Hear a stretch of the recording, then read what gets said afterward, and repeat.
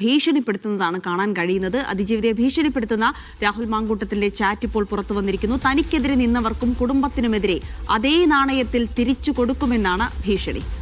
പേടിപ്പിക്കാൻ നീയെന്നല്ല, ലോകത്ത് ഒരു മനുഷ്യനും നോക്കേണ്ട എന്നും രാഹുൽ ഈ ചാറ്റിൽ പറയുന്നുണ്ട്. നീ എന്ത് ചെയ്താലും അതിന്റെ ബാക്കി ഞാൻ ചെയ്യുമെന്നുമുള്ള ഭീഷണിയും അതിലുണ്ട്.